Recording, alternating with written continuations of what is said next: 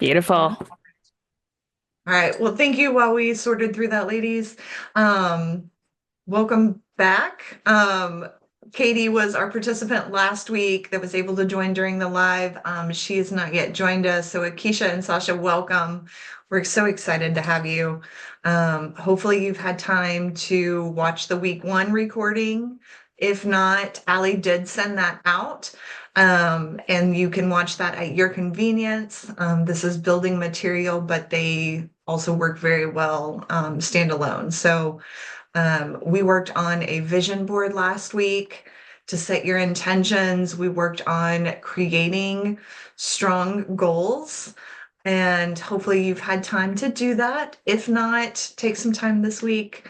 Those are great foundation blocks, not only for the workshop outcomes, but for setting you up for success in 2025 with your goals and intentions.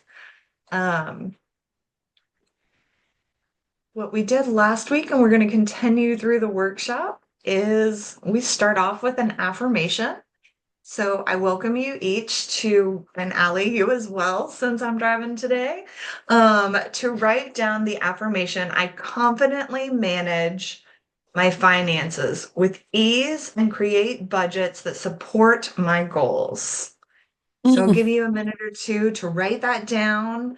I welcome you to say it out loud, to reiterate some things about affirmations. You always want those to be as if they are happening now, right? You don't want to say, I want to manage my finances. I am managing my finances. So it's that law of attraction. You are setting those intentions of where you are going to be by speaking as if it is happening now. Hmm.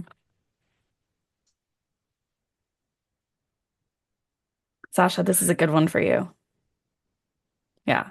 This is a good one for me. This is a good one for everybody.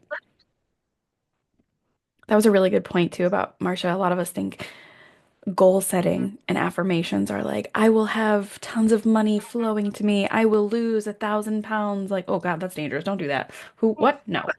Um, But no, we want to speak it into existence, right? How often do you find yourself saying, I can't right now, I can't do this and I can't do that? How often do we say, this is hard, this isn't easy, I'm struggling.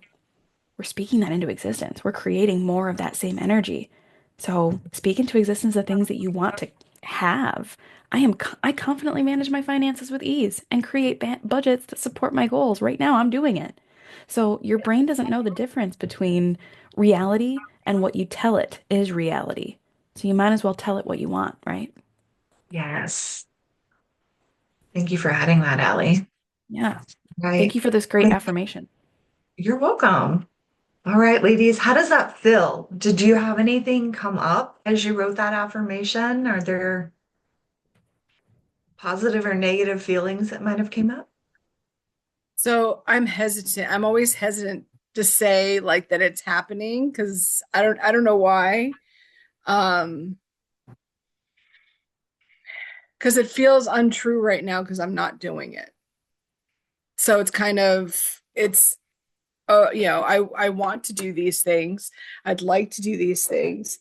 However, I can see how that could kind of set you up that you're always going to be wanting to do these things and not doing the thing. So I can, it's kind of it's a change in thinking. It Absolutely. is. And it is definitely rewiring and helping have that positive mindset. Something that Allie and I both incorporate into our coaching practices. Um, there's a lot to be said about that mindset and about, Allie, you said it beautifully. You are speaking into existence. And so bringing that positivity, and you're right, Sasha, at first it feels really weird. It also can give you the ick, right? It feels unauthentic sometimes at first. But the more you do it, the more you reprogram, the more comfortable you will find yourself in that. You will own it more and it will become a very empowering tool. Akeisha, you and I have been doing some of that in other areas of your life, with the positive reinforcing, of I call it the emotional bank, right? Negative coins and positive coins. And we are really good as humans to deposit all the negative, right? We tally that thing, anything that didn't go wrong, right, we tally that. But what we are really not good at, or it takes time to build that practice, is putting in the positives. That did go in favor. That did go how I intended. I still might have had a lesson learned, but there were still positive outcomes and elements to it. And building that, and as you build that, that becomes your positive reinforcement bank. So the next time you spend, or whatever pillar you might be looking at in your life, our workshop is focused on spend, so I'm going to choose that bucket. So the next time you spend and you're like, oh, I didn't need that, or oh, I shouldn't have done that, or oh, I didn't hit my savings goal. Go back and think about the positive things. Think about what you did learn from that, and let that start helping with that reprogramming, because it's same thing of setting intentions and goals. The more you look at the negative, the more you're going to draw that in. Um, but using that gives you that hard evidence, is what I took the long way of saying. By thinking about those things that it did work, and you do see the progress, even though it may not be as fast as you want it to, it is progress. A step forward is still a step forward. You can't run a marathon in a day. And that's something really hard as we set goals and intentions. We all want to be at that finish line, and we forget that it's a progress. It is a process to get there. And so those positive, oh, hi, babies. Um, Positive reinforcements are a great way to help reinforce that and help you digest and shift that mindset, from that negative to that positive. Can I add something, Marsha? Yeah, absolutely. Yeah, two things that came to mind that may help Sasha, Katie, Akeisha, you guys kind of, because Sasha said it, right? Like, this doesn't feel right. Because what's happening right now is I don't confidently manage my finances. So saying this feels like a lie, like you're almost gaslighting yourself. So, two things to think about. Number one, what do you want? Do you want to feel really sticky and stressed with your finances and kind of gross about it? No, you want to feel confident and create budgets and make that feel a little less stressful, right? So think of it like driving a car. You want to go somewhere, so you're going to push the gas. But what happens if you push the brake at the same time? Are you going to go anywhere? You can't push the gas and the brake at the same time, right? So when we tell ourselves, I don't manage my finances confidently, I hate doing a budget, I suck, I can't, that's hitting the brake in your brain. It's going to stall action. It's going to make starting a new habit seem impossible. It's going to make pausing, like Marcia said, and having those moments of like, hold on, before I spend, let me think, right? Because you're telling yourself, I don't do that. So you're hitting the brake, even though you want to be hitting the gas. So when you shift what's going on in your head and your head's hitting the gas, it makes it so much easier for you to hit the gas, to open a spreadsheet, to start looking at your finances, to watch your spending, to notice where it's going. And it won't feel as stressful because your mind is working with your body. It's wanting to go where you want to go. So think of it that way. You can't hit the brake and the gas at the same time and expect to go anywhere. It's not going to work. Your brain right now is the brake. You need to get your brain to hit the gas just as much as you want to. Second thing I was going to say is, Sasha, I know you've experienced this in your personal life. You have met people who are anti-LGBTQ, who are very conservatively minded to the point of it being harmful to others' lives. They're very nasty and mean because they carry a belief that, I'll just use the LGBTQ community, for example. They believe that gay people are wrong. They believe it's an abomination, right? Are those things actually true? No, they're not. And yet these people believe them so fully. So, to your point, I don't want to believe, I can't, I struggle to say this affirmation because it doesn't feel true. Well, people believe things that are untrue all the time, and it creates and shapes their reality. These people will go out of their way to hurt a gay person, to slander and call names to a gay person because they believe full-heartedly that they are right, that the truth is gay people suck. So we believe things that aren't true all the time. If you want to shift your reality and shape, your choices are different, your habits are different, and you see a change in the choices and decisions you make, you kind of got to go through this phase where it feels like you're lying to yourself, even though you know it is true. It only feels like a lie because it's negating what you once believed. It's the same thing when you sit down with someone who believes something negative about the LGBTQ community that's not true, and you show them the truth. Here's the history. Here's the truth about drag queens. Here's the truth about people just want to be happy. They just want to fall in love and get married. That's it. That's it. It takes a while for them to swallow that because you're shoving a whole bunch of stuff in their noggin that had never been there before. You're disproving what they believed for so long. Same thing's going to happen to you. There's going to be parts of you that are like, this isn't, whoa, this isn't, I don't believe this. This isn't my reality, but I want it to be. So I'm going to believe it. I'm going to say it. I'm going to write it down. Does that make sense a little bit? Those two examples, the car and how quickly so many of us in society already believe things that aren't true. You might as well tell yourself and believe the thing you want to be true, right? Yeah. Sorry, Marsha. Just wanted to throw that in there. Back to you. No, well said, Allie. Thank you for adding in there. All right. So today we have a full day. We are going to start with financial foundations, why we need them, why are they important to bringing our financial balance. And then we are going to have a hands-on activity. I'm going to welcome you to create a budget. The time frame may not allow us to fully build out each and every one of your budgets, but I'm going to give you the tools, go over them, how to work it, so that we can at least partially do it. And then I'll be available as you continue that offline as homework to reach out and support you if you need it. Um, and then we are going to close out with building consistency, money habits. So let's dive in today.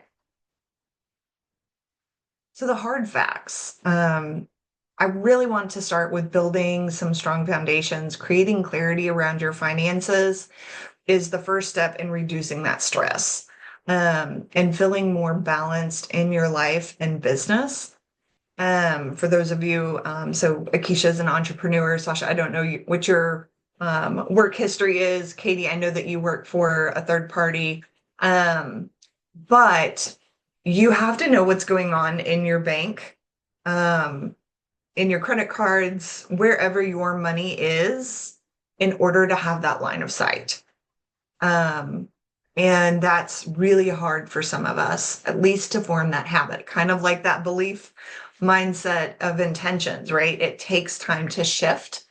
Um, so first, I want to start off with some hard facts. As a society, we fail to teach finances, personal budgeting. So one research from Pew Research Center in 2023 said that about 33% of United States adults say that they know some about their personal finances, while only 13% say they know nothing at all.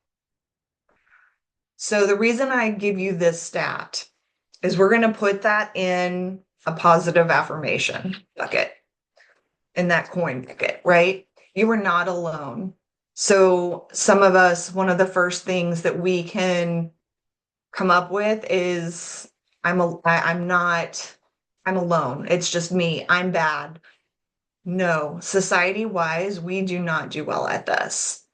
88% feel some level of financial stress, and 65 say their finances are their biggest source of stress. And that came from 2004 research for Market Watch guides. And then another 94% say they sacrifice their mental health to get by financially. They will sacrifice their mental health to get by financially. And that can lead into not only the mindset, but a good portion of those also led to physical effects in the body, loss of sleep, headaches, muscle tension. So those were some very profound statistics that show why doing this, why you are showing up for yourself today by participating in this workshop to make that change and make that huge of an impact in your life. With this lack of understanding brings a lack of knowing how to manage and be control of your money. This fuels stress. I never have money, or I don't have enough money, or even I just got paid. Where did my money go? How many of those sound familiar? Lots. Yeah, you're not alone. I've been there too. I am there as a new entrepreneur that went from the corporate paycheck to different. So we're going through that growth. So I'm right there with you. You're not alone. In addition to those, not having a clear understanding of your budget leads to impulse spending or even avoiding finance tasks altogether. So that can be, oh, it's fine. I'm already in the hole. What's another $10? What's another $50? It can be, this stresses me out so much. I just don't want to do it. Allie, you and I have talked about opening the spreadsheet and just closing it immediately and being like, no, thank you.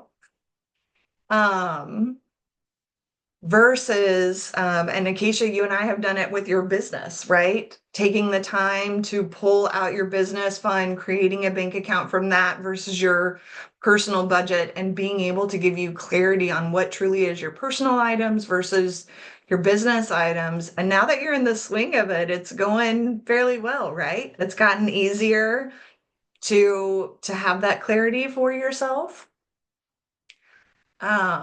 So that leads me to, what are the basics? What do you need to know? And some of this you may already know. We're just going to reinforce that. If you don't know those things, we're going to learn them together. Both are perfectly acceptable. If anybody has questions, please raise your hand, pause, and I'm happy to jump in and ask or answer those questions or address them.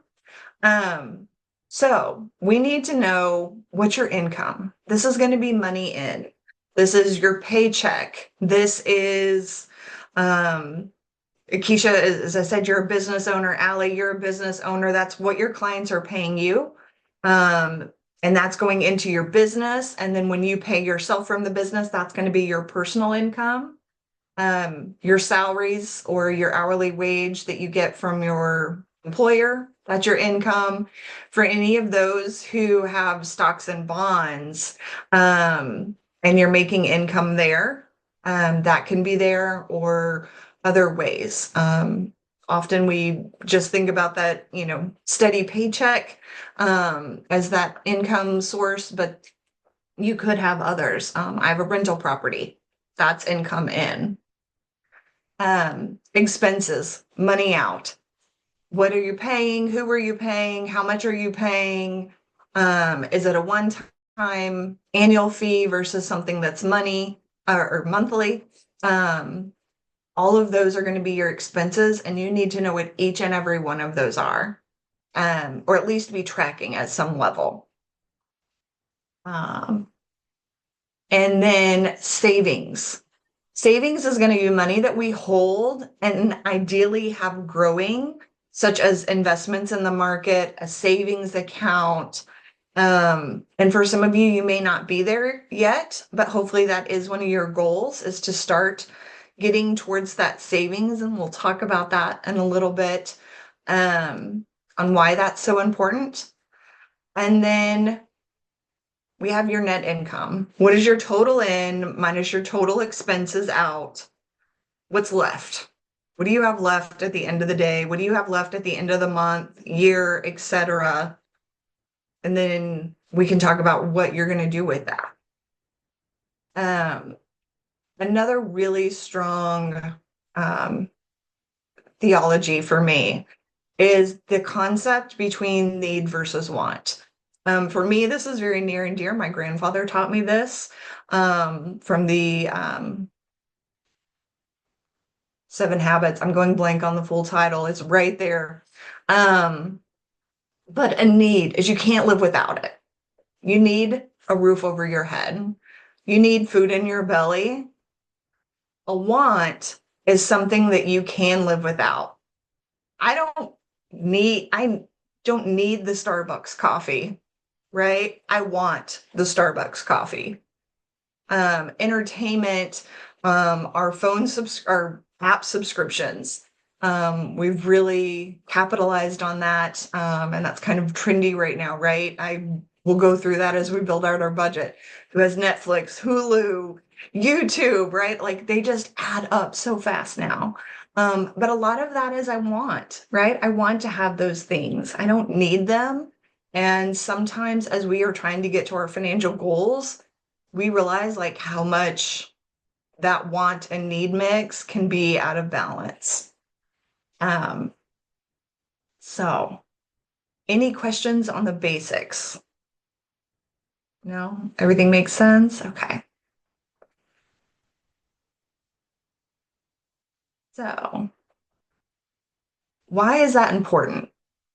Why does all of that matter? Ultimately, we have to track the money in and out to know how we're spending it. Having a system for budgeting and tracking your money in and out gives you freedom. I want you to really sit with that for a second. It gives you freedom. So many of us look at it as it ties me down, it puts me in a box, it just shows me what I don't have, and we're feeding that negative coin bank again. It gives you freedom Can I add something, that you Marsha? are, yeah, absolutely, Ellie. Yeah.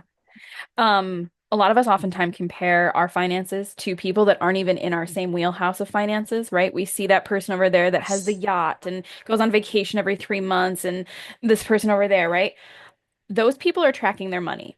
Those people have a system that works for them. It might be that they pay somebody else to tell them what they have coming in and where, but if you look at people who started from humble beginnings and you stop looking at the Elon Musks and the Trumps and the big billionaires and millionaires out there, bring it closer to home, right?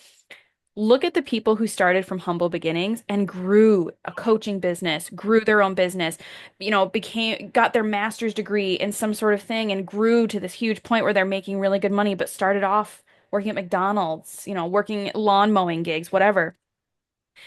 They started by simply tracking their money. If they didn't know where their money was going, if they didn't know much how was coming in, then they couldn't have gotten to their goals of owning that business, having that huge corporate job, making their millions and tons, and having all the things they want to have. So don't look at this as only certain people track their money, only people who maybe have money track their money, or only people that are bad with money, track money. So if I do this, it means I'm bad with, no. If you want to grow, if you want to get there, if you want to have more money to spend, if you just don't want to feel that burden of like every time you sit down, you're like, fuck, I gotta look at my balance on this. Start tracking. I was one of those people that avoided it for so long. And then when I opened my business, I had to start being clearer about where my money was going. Was I seeing a profit? What did I have? What didn't I have? So tracking became vital for me to be successful. If I hadn't done that, I don't think my business would be where it is now, which is a space that has provided me the ability to buy my own home, have a child, save for the future. So look at the things you're telling yourself about tracking. Are they true? They're probably not. Who are you comparing yourself to? Are you comparing yourself to the billionaires and zillionaires out there? Are you comparing yourself to someone who's not even in your wheelhouse, doesn't make what you make, doesn't do what you do, doesn't have all the other life stressors? Bring it back home. Instead of comparing out there, Look back at where you were last year and the year before. Do you want to repeat that? Was it working for you? Was it causing any stress? If not, if the wheel ain't broke, don't fix it. But if it was, and it was causing you stress, and year after year it feels heavier and heavier, starting now by making these little changes means you're taking away that reality and building this new one. And you're comparing yourself to this is where I was in the past, but that's where I want to be in the future. And that's where your goal from last week comes in. Last year, my debt was super high. My income was kind of spotty. My expenses were really just like impulse purchases. I know I need to cut that down. So where do you want to be next year? Focus on that. Make the comparison between you, your current self, and your past self with the goal of focusing on where are you going to be with your future self. Yeah, that's all I wanted to add. Yeah, those are great points to reiterate.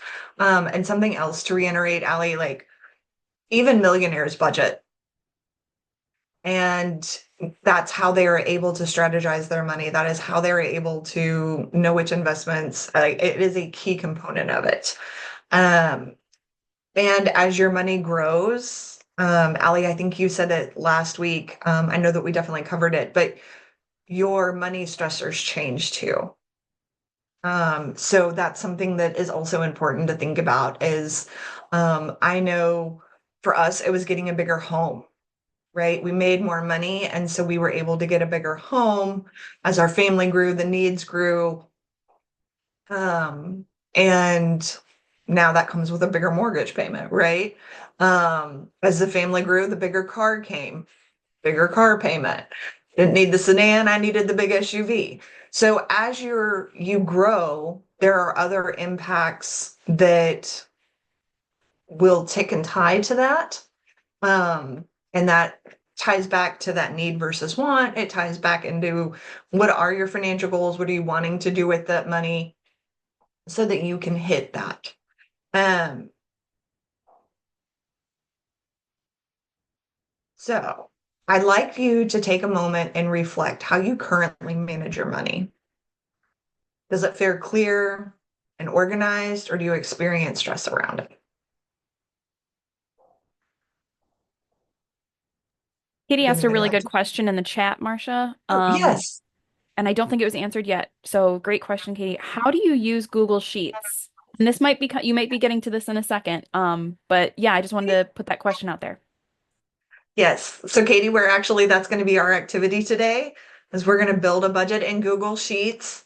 And any questions that we don't address during the call today, shoot me an email, DM me, and I'll help troubleshoot you through that. Um, so the biggest thing is you have to track. You have to know what's going in, you have to know what's going out. Where is your money going? Um, After our activity, we're going to go over some stats about how that money mix should look like. But what I really want to enforce here is you need to find tracking that works for you. If you open Google Sheets and you get the instant ick, don't do it. Nobody's forcing your hand to use Google Sheets. Pen and paper works great. Go old school. One of my resources that we'll give out at the end of today is a pen and paper tracking. In a format that's usable. And it's got a sheet for each month of the year for you. And they're undated. So that way, if you fall off the horse in March and you get back on in April, it's not a problem. And then you can use those even into 26 and forward. In a little bit, we're going to go over the envelope method. And then there's a ton of electronic apps out there today. That was I Sasha's prefer, question, Marcia. If you oh, couldn't see it in the chat, Sasha asked, can you recommend any apps since there are so many? And I told her you have a whole list coming up, I'm pretty sure. Yes. I didn't pull together a list, but I can give you a few of those, Sasha. There's Rocket Money is a real big one that's trending right now. There are a handful that are set up like the envelope method that I thought were really cool. The reason I haven't done that is I prefer Google Sheets personally. I have My husband and I don't have joint accounts. And so that means I don't have clarity on his bank account. He doesn't have clarity on my bank account. We just do open communication. That's how we're able to manage that. But by doing a Google Sheet, he can get in there and add his things. I can get in there and add my things. And both of us can be in there at the same time, which is a beautiful function. And Allie, thank you for helping me manage the chat the way I'm screen sharing. I'm missing that. So thank you for popping on it. Awesome. Akeisha, do you want to share a little bit about Rocket Money? Sorry guys, I cannot get my camera to work. So All good. okay, so with Rocket Money, I originally started Rocket Money to find subscriptions that I had maybe forgot about and was spending money on that I didn't need to spend money on, because it'll find those subscriptions for you and it'll help you cancel them. It'll Awesome. also help you with, like, if say your car insurance or your cable bill or your internet bill has a way for it to be lowered, it will help you to negotiate with that company to lower your bills. It That's will cool. also go through and, like, somehow it will figure out, like, okay, your electric bill is normally this amount, but this month it's higher. So it will actually tell you, hey, your bill is more than what it should be. So let's figure out why. It kind of brings that to your forefront so that you recognize it. It tells me every week what bills I have coming due that week. Hold on, let me get logged into it real quick. So it tells me whenever I first log in, it'll tell me what my current spend is for the month, and it'll tell me if I'm above or below. It lets you set up a budget for, like, eating out, entertainment, stuff like that. Like right now, it shows that I have my Canva coming up in 3 days. My Cox Communication is coming up in 3 days. Progressive is coming up in 4 days. Stuff like that. It'll let you review each of your transactions, and it'll give you a list of those transactions and what your budget is. It also has, like, AI. And so, like, if you want to do like a smart savings goals and stuff like that, you can set that up. It tracks your credit. Like, I mean, honestly, the stuff that it shows you, if you get in and dig through it, it can really help you with managing your finances. If you're Awesome. ADHD like me and you don't remember to go check, I like that I can turn my settings to where it's forcing me to go in and see, oh, wait, I've got to look and see what bills are coming up this week. So it just kind of helps to remind me, because I forget. And then once I forget, that's when things don't get paid. So it just keeps it right there in my face so that I always see it. That's awesome. Thank you for sharing. So Katie asked, is there a membership that you have to pay? I believe Rocket does. So Rocket Money does have a free version of it. The free version will not tell you, or won't help you with the recurring subscriptions and helping you lower bills and stuff like that. But you can control those settings. So, like, if you want to go in for like a month or two and let it figure out, okay, what am I spending my money on, and then back down from that, you absolutely can. The other thing is like, whenever I set up Rocket Money, I didn't know it did this, but I kept declining to pay for the monthly, and it kept lowering it down. So I ended up only paying like a couple dollars a month for Rocket Money instead of paying the full price for it, because it got down to, like, it's only like a couple, I think it's like $2 a month now, versus whenever I first went to sign on, it was going to charge me like 15 a month or something. But I just kept declining until it got down to that lower price. And it was just by accident that I found out I would do that. What a And cool that's little awesome, loophole. That is right? so cool, right? Like, I don't know if you guys ever play games on your phone and it'll offer you like for 2.99 we'll give you extra boosters and extra whatever that you need, right? And you're like, no, no, I'm not gonna spend real money. And then all of a sudden they offer like all the boosters and it's only 99 cents and you're like, well, if I mine as well, it's just 99 cents. Right? It's So only $1. Sirius Radio does the same thing where like if you keep saying no and then they're like they'll keep coming back and like how about this price? How about this price? And that's how I've gotten my cost for Sirius Radio for a year like over the last few years cheaper because I will like nope, I'm Well, good. Nope, I'm good. And then yeah, so you could do the same thing with them. Well, that's and brilliant. do with the it. And Rocket Money, sorry, I know you guys can't see me. It makes it difficult to talk. I'm so sorry. So, with the Rocket Money one, I was having a problem with paying for an app whenever I'm trying to cancel other subscriptions. And so yeah. that's why I kept declining it. And then it kept getting cheaper and cheaper because I think it realized, hey, she's not going to pay for this because she is trying to do a different budget. So, Yeah, and I will say that that's kind of what prevented me from putting that comprehensive list together, Allie, was so many of them wanted me to pay for the subscription only for me to dabble in it and then do that. I'd say do your research, hands down. If you are giving them access to your bank account, if you are giving them access to your subscriptions and things that that could be, just do your research. Make sure that it's that it's not somebody who created fake app and only 5 subscribers. Like that can be your red flag. Rocket Money has been out there, it's well established. Just make sure that you know who and where your data is going. So just be mindful of that. But there are several out there. And then I know that we're getting tight on time. So Sasha asked, is it tough to set up? So Keisha, was it fairly easy to set up once you were in there? so it is easy to set up, but to your point about trusting who you're giving your information to, that is something that I did research a lot because they want access to your bank account, they want access to your electric account, they want access to your insurance account, to your Cox account, stuff like that. And Yeah. it's mainly just so that they can go in and get the information to see if they can help you lower your bills.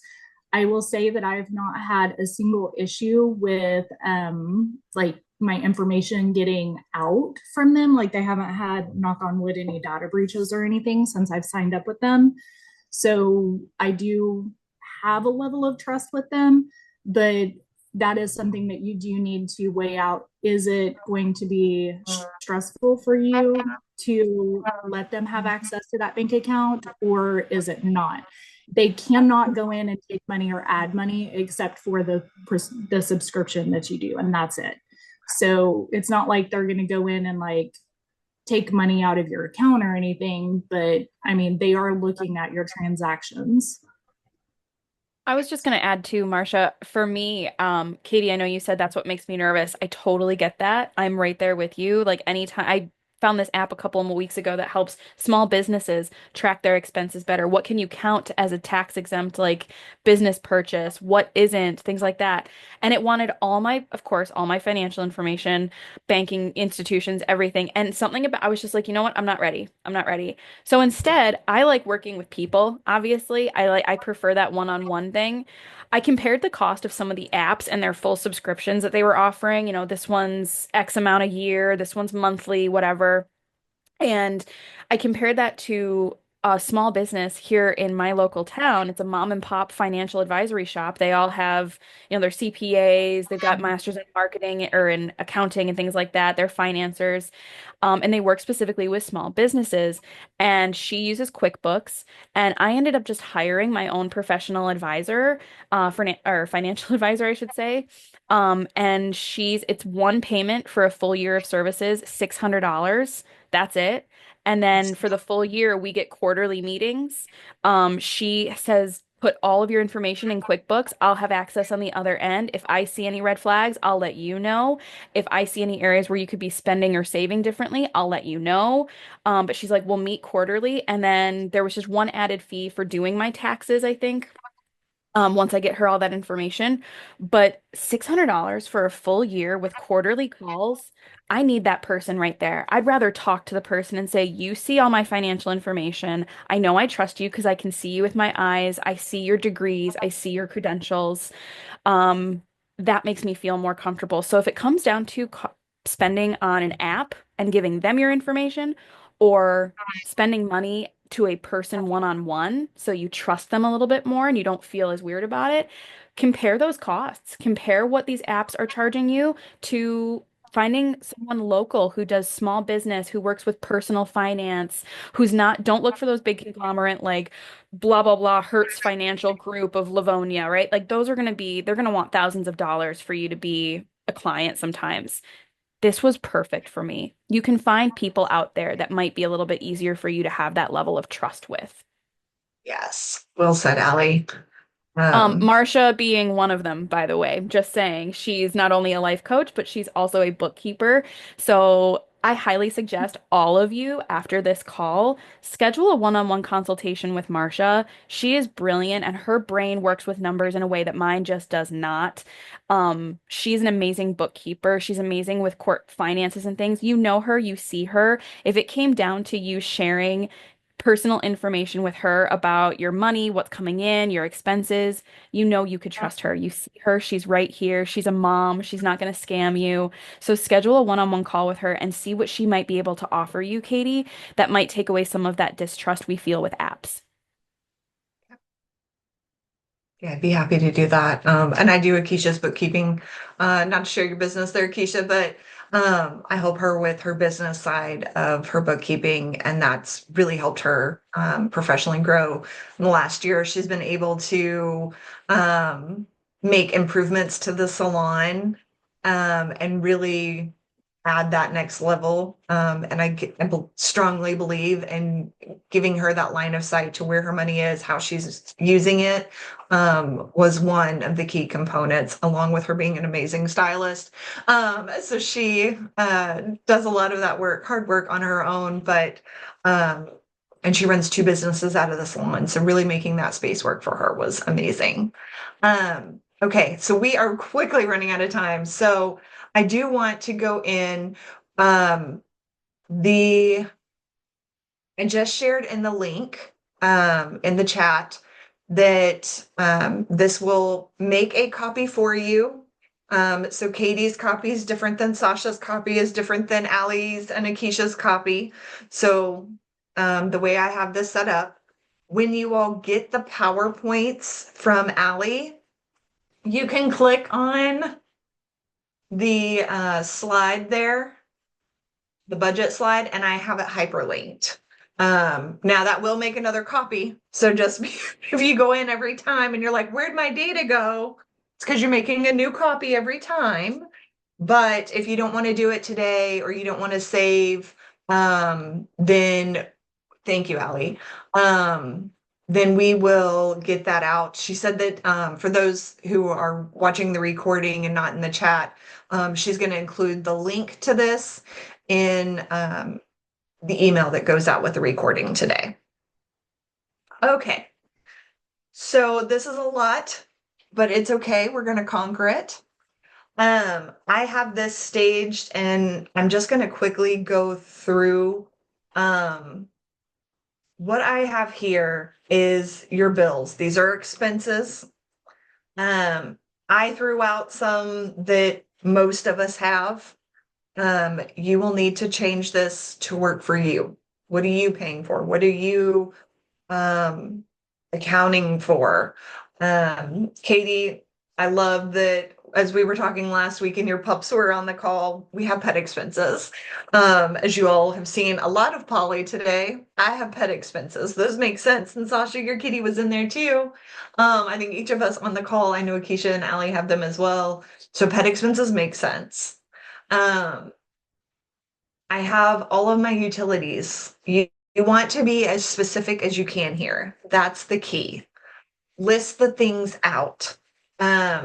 If it is something like for example, I have two insurance packages. One is for my business and one is for my cars, my rental, and my house. So those come out in different facilities, different insurance companies. So on my tracker, those would be two, well, my business budget's separate from my working budget. So that's the first call out. But even if I had car insurance coming out of one and house insurance coming out of a different company, those would be two separate line items.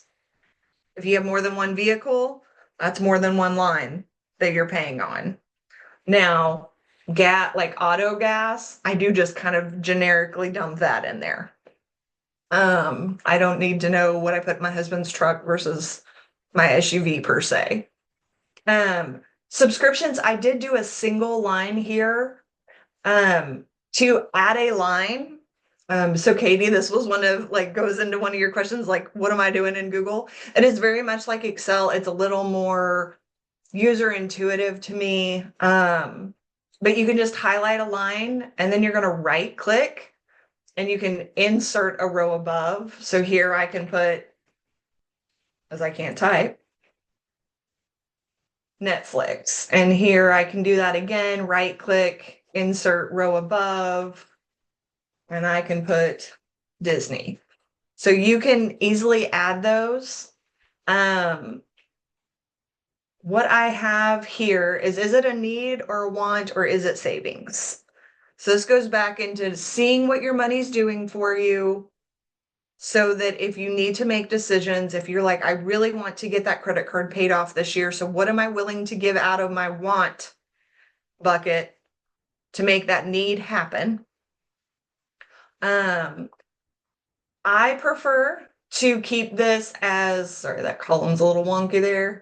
Does it come out of my account automatically? Is it auto draft? Like my phone bill, I get a 5% discount by setting that up on auto draft. Yes, take my money. Keisha, you said it earlier, the ADHD in me is like, I'm not gonna forget. So I like auto drafts. Versus some things I have, it's manual, right? I don't have a set day of the week that I go get gas for my car. I get gas as I need it. So it's a manual expense. I also have a fixed versus variable. A fixed cost is my phone bill is $75 a month, no matter what, right?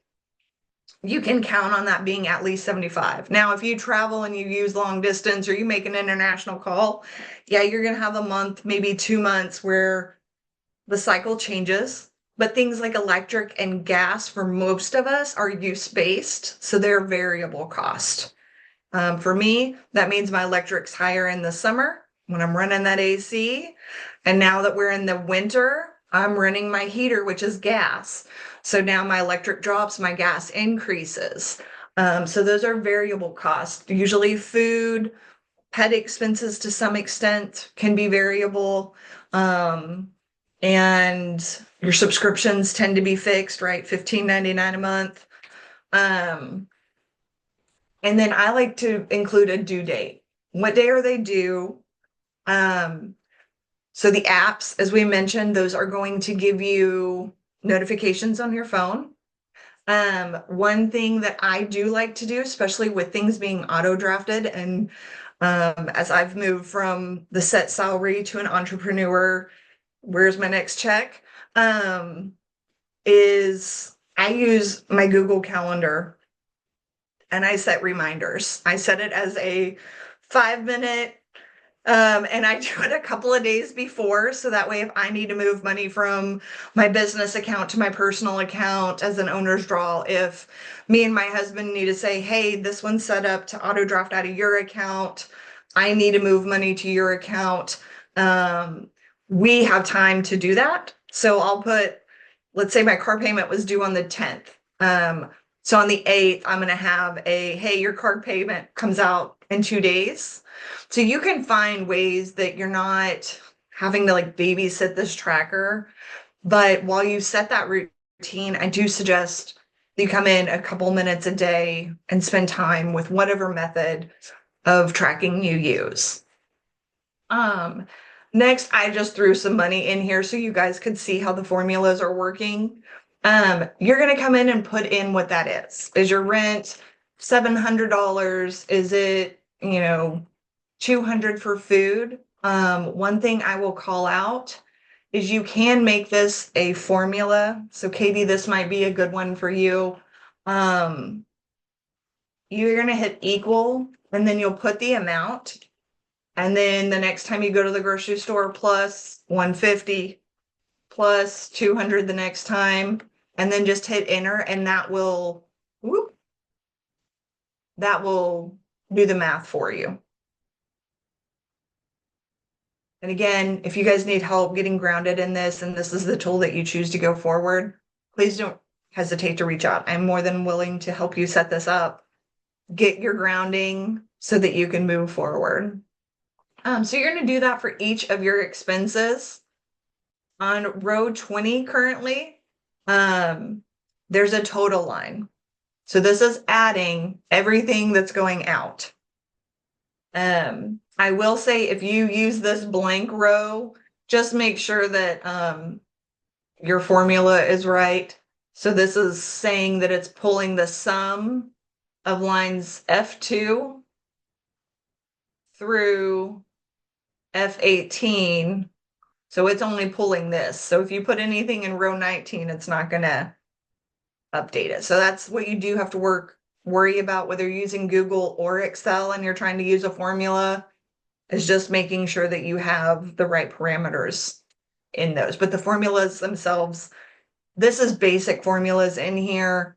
And you can learn them pretty quick or write you a note on how to use them. And I'm happy to give that to you. Next, you're going to write money in. So whether you're getting, right now I have equals 2,000 and 2,000. Let's say I get 2,000 biweekly. So that's 4,000 a month. If you had other income, I'm going to put 53 cents. My savings account makes money.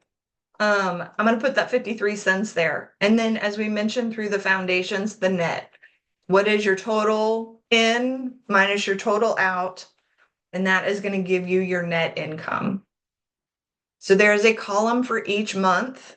So this allows you to build out your year so that you can budget not only for the month you're in, but what do I need next month? What did I need, on those variables? Did I undershoot it? Did I overshoot it? One other thing that I do on my personal one is for anything that's variable, I like to come in and put color to it. Just like that. So highlight the rows, go to the little paint bucket and pick your color of choice. I like to put what I think it's going to be. I use the prior year's budget to get me there. As I said, right, gas is higher right now. So I'm probably going to be 80 versus in June, it's going to be 50.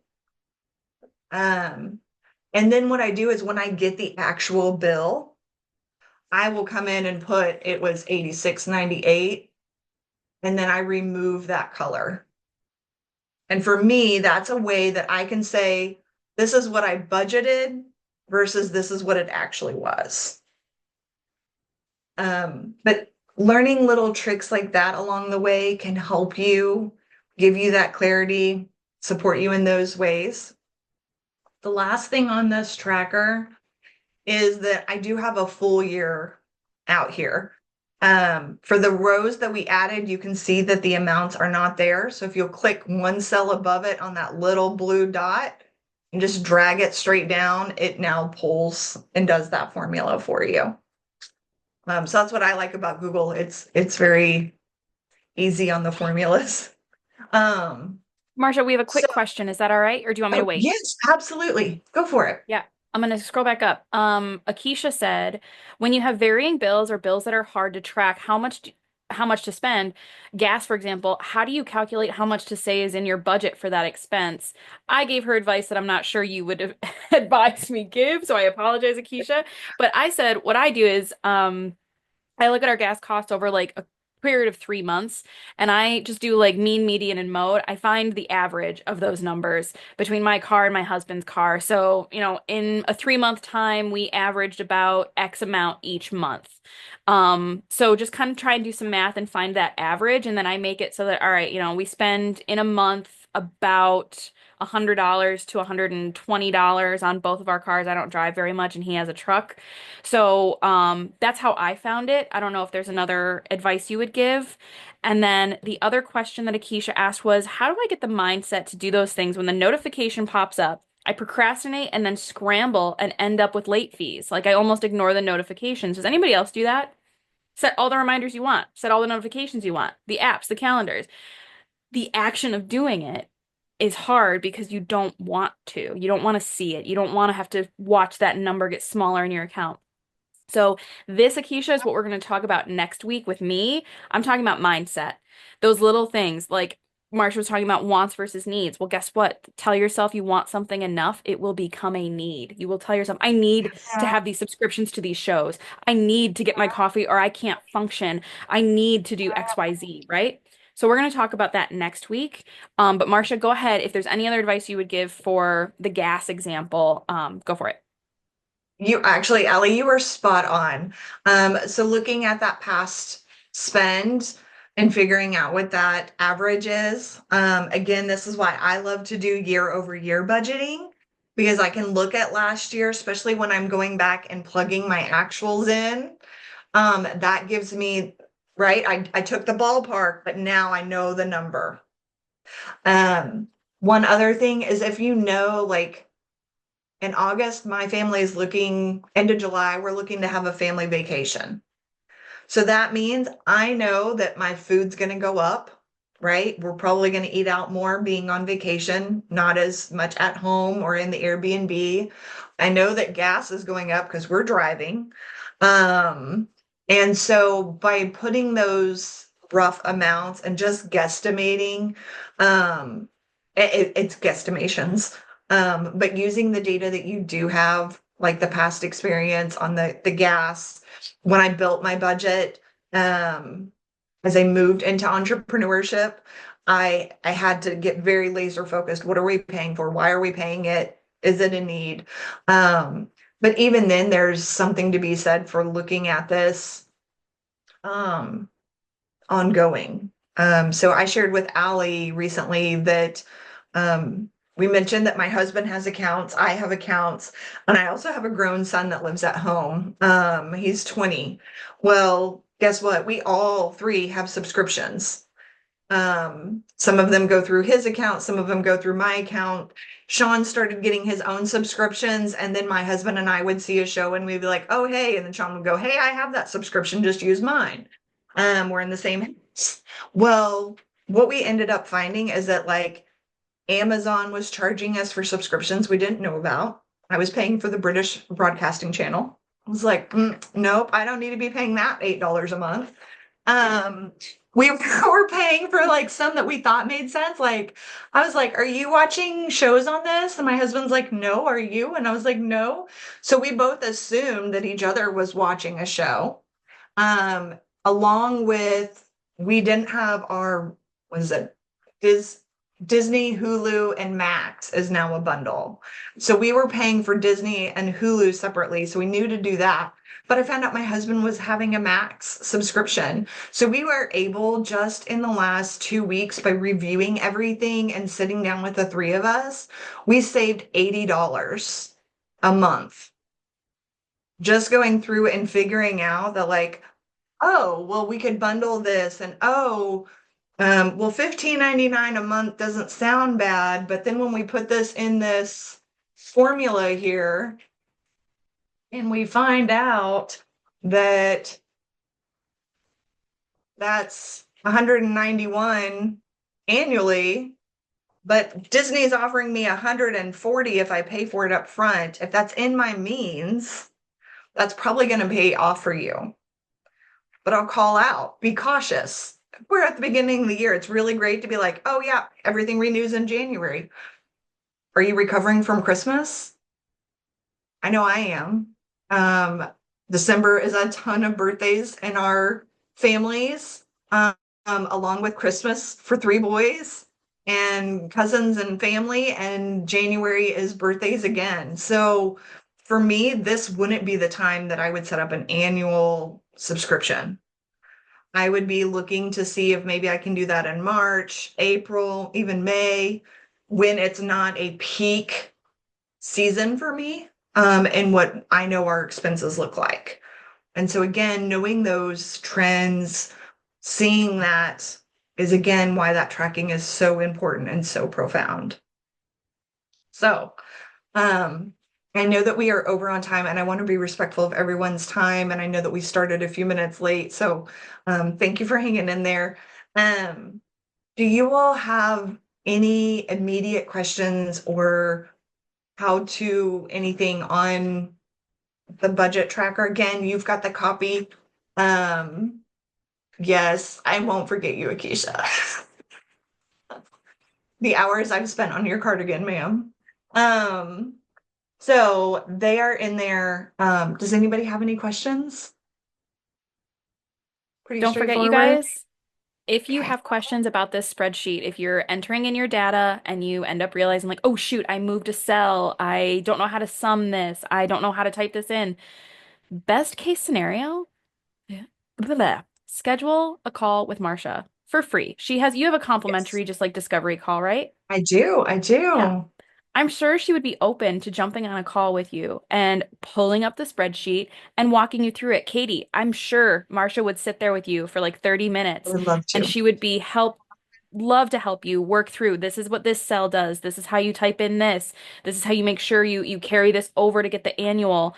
If you have any questions, she's a fantastic resource. So schedule a call with her. She will give you everything you need. She will clarify anything for you and you guys will have more time. Just really quick before we move back to the PowerPoint, there is a second tab on, yes, Katie, I'll get you that link. There is a second tab on this tracker. What I would envision you doing for this is you saying, today on 113, I spent $200 at Walmart for food. That was a need. Um, that happened in the month of January. So, dates, this can get really bogged down when you're looking at like a table or this is just a pivot table or even a chart. So I like to do a month just so that I can see like for the total month, where am I at? But this logs all the way down. And as you populate the data, what you can do is by filling in the need and the want, I could see that I spent $235 towards needs in January, $10 towards wants, right? So that way it's a way to keep yourself honest, on track. And it will total each month. So as we add March, it'll update this and then the total for the year. The second pivot table I have is broken down by the category. So you can see food here. And then was it a need or a want? So food is one of those gray ones, right? Me going out with a sushi date with Keisha is going to be an entertainment. I wanted to do that. Our mindset's going to say I needed to do that. I need the bestie time. I don't need the sushi to go with it, right? But versus need, I needed to make food for my family this week, right? We have to eat. So that can be a way that some of those gray categories, you can break out that need versus want. So both of those are built in, and you can continue adding. And then I can send out instructions on how to update the pivot because I think that will, let me just try.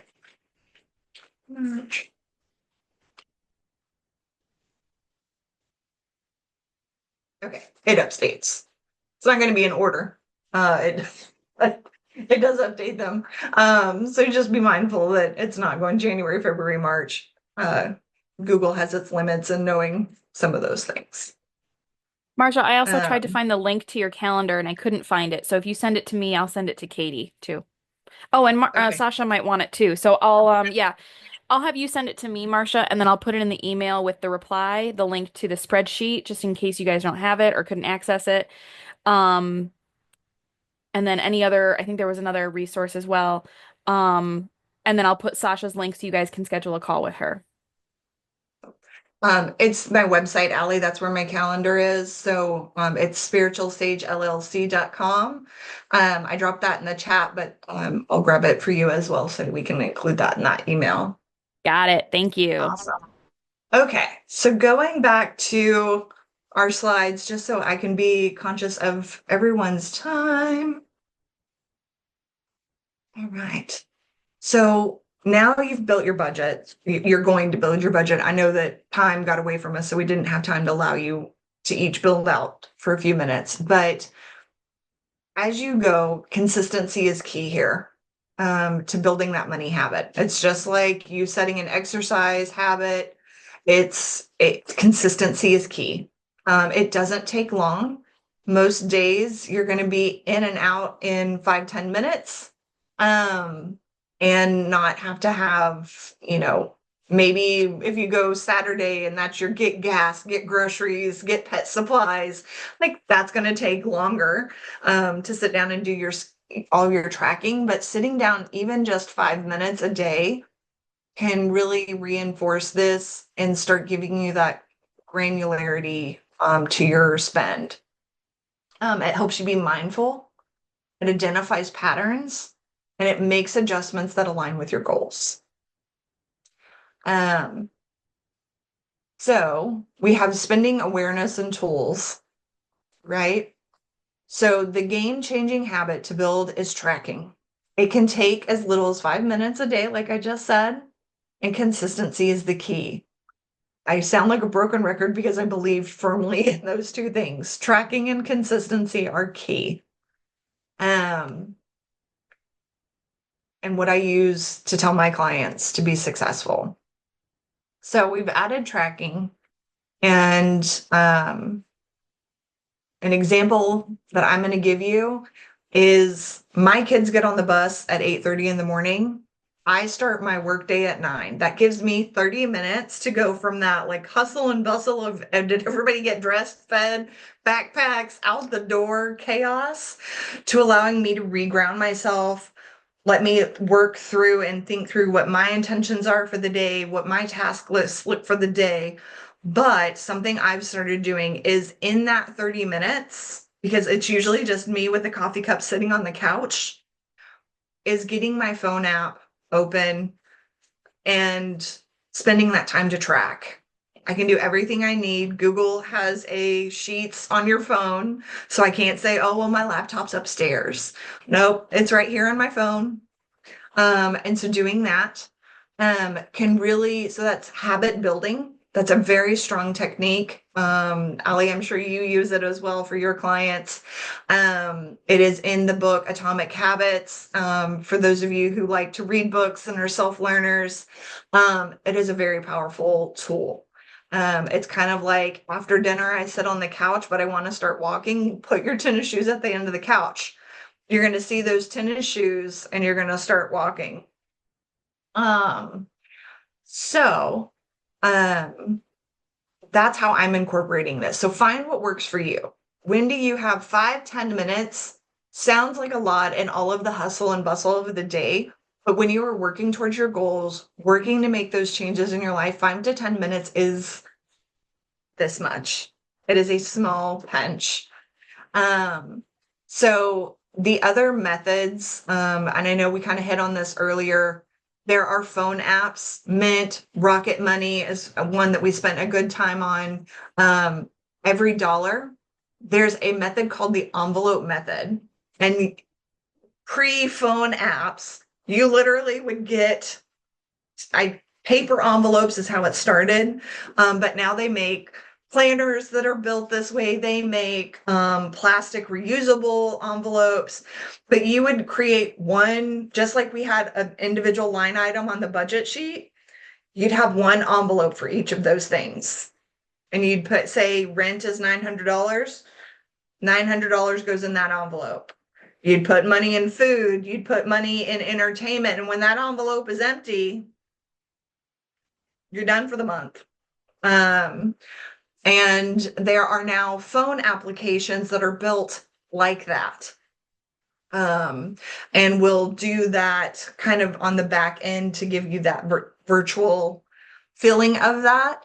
Those I kind of got excited about, and those were the ones that were charging money, and so I didn't play in those yet. And then good old pen and paper. As I said, the free handout for today is going to include a ideal copy of that. It has an income section, an expense section, as well as a savings. And then just to kind of help put you in that mind frame, a starting point of 50, 30, 20. 50% for your needs, 30% for your wants, and 20% for savings and debt repayment. You're never going to get out of that debt cycle if you are not intentionally putting money in there. And again, consistency is key. So when we track, there are probably going to be emotions that come up. This can be emotionally tracking or triggering for you, but that's where I want to welcome you to sit with that, understand why that triggered you, understand how you feel about it, how you want to feel about it, and what ways you can do to move towards how I want to feel about spending that. And then Allie, I'm sure you were going to dig way deeper into that next week. So that kind of sets us up. An example of where we were able to align and create better balance in our budget's life was in 2024, we cut cable. We figured out we were watching all of the subscriptions so much that we were very little watching cable. So we cut it. I will say that after you cut it, there are things like, oh, I want to watch that one show. Seems to be the most popular show that you ever wanted to watch. But now we're not there. And being in that subscription, that gave us time for more family time indirectly, because then we weren't just like mindlessly watching next show. And don't get me wrong, the subscriptions can definitely do that too, but you get to a point where like, I like this show and it comes out every Thursday. Well, it's not Thursday yet, so I don't have that 30-minute show to watch. But those are some things that can, bring efficiencies to your budget. And finally, for your homework, I welcome you to build out your budget, whether that's the Google Sheet, the pen and paper, doing research for an app. Find the method that works for you. We are all individual. This is where your style, knowing yourself, find the method that works for you.